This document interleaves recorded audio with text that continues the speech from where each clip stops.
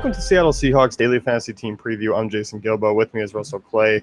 Taking a look at a Seattle offense last year that, was really, they had a stretch there in about the middle to late of the season, where they were just phenomenal with the Doug Baldwin and Russell Wilson connection. It was kind of one of those things where if you weren't on it, it was a bummer. Yeah, and historically speaking, it was very similar to what Jordy Nelson did with Aaron Rodgers in 2011, where it wasn't even that he was getting a ton of targets; it was just every target was a touchdown. It was incredible. Doug Baldwin has kind of been around, sort of in that same Golden Tate mode where they have good receivers, but they never really had the fantasy productivity to go along with it. And Marshawn Lynch is gone. Russell Wilson's going to be a pass-first quarterback now. It's going to change a lot of things going on there. And it's funny because, with Seattle, obviously Marshawn Lynch being there, he's been a focus of attention for the last few years. They've always been perceived as kind of a heavy run offense, which they are. But you also got to take into account that Russell Wilson does run the ball too, so that does kind of inflate that a little bit.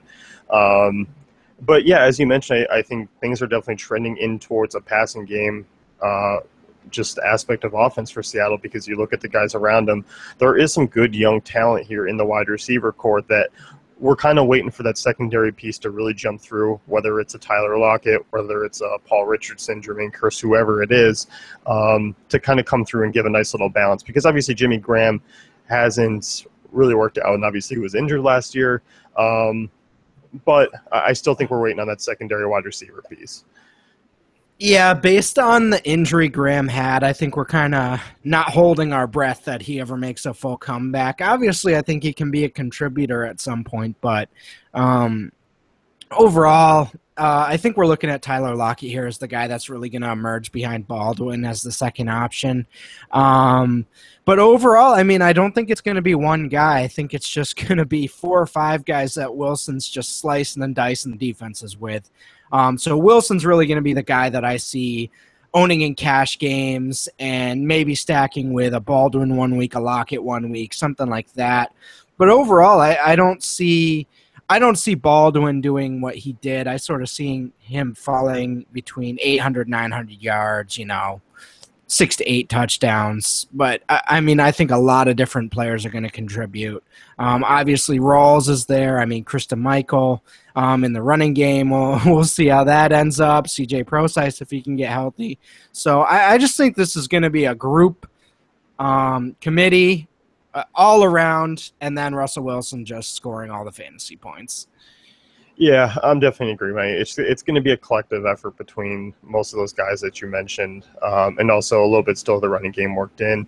And Russell's going to be that cash game guy that you just kind of roll out there because he's going to give you such a consistent floor. And as far as Graham goes, I would love to see a bounce back year from him. I just think it would really help out that offense that obviously doesn't need that much help, but it would make kind of everything really fall into place through them truly being one of the elite offenses to target. Yeah, no, it definitely would help, especially in the red zone. But overall, I think they're doing fine. We didn't mention Jermaine Kearse. He's kind of a nice little one of the bigger options in that offense. If Graham stays injured, he's kind of the big guy that they can throw it up to. But you also mentioned Paul Richardson. Second-round pick from a few years ago, hasn't been able to stay healthy, but it seems like headed into this year, he's actually healthy for once, and he's got that 4.3 speed. Is he going to pass Lockett or Baldwin on the depth chart? No, but could he be a nice situational deep threat? Yes, absolutely. So that's someone to at least keep in mind from a DFS perspective. Yeah, definitely. And you mentioned Kearse as being one of the bigger guys there. Did get 18% of the red zone targets to Baldwin's 26. He was second on that list. Graham was right behind him, but obviously given Graham's injury, you could see if Graham's a healthy guy, he'll probably be the red zone guy to look at there, just because the other guys don't really fit the build of a traditional wide receiver in the red zone there. Right, absolutely. Jumping into the running game, obviously we kind of talked about it, and you scoffed a little bit at the names that you were mentioning as far as Rawls and Michael. Care to elaborate on that situation? Okay, so I am a draft position truther, and Thomas Rawls does not fit my criteria for fantasy relevancy. Now, every few years, there is a guy, Arian Foster. I think some of you might know him, undrafted free agent. Sure, you know what? That's fine. That's great.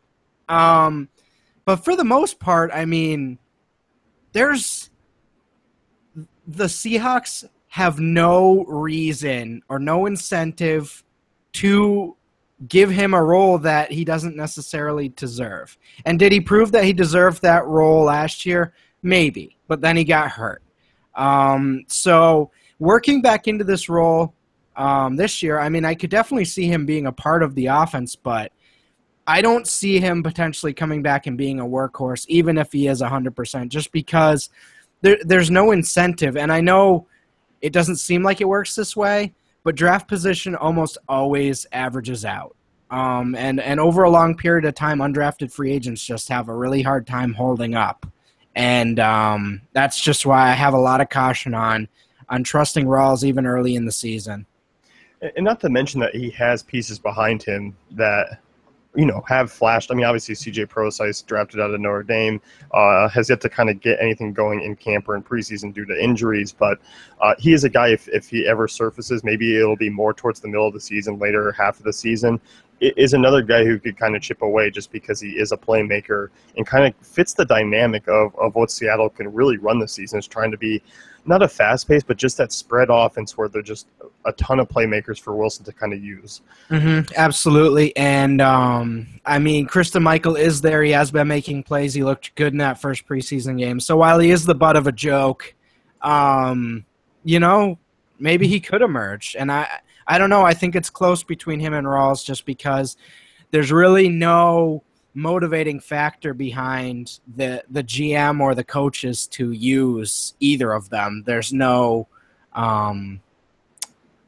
there's just no investment in either. So, yeah, I mean, it could go either way. Yeah, it definitely could. And as far as strength of schedule goes for Seattle, I mean, obviously the talk is always them going out east. I feel like that's always the big talking point whenever they go and play on the East Coast. But, I mean, for them, going to New Orleans, Tampa Bay, New York, I think those are reasonable opponents where they should be fine.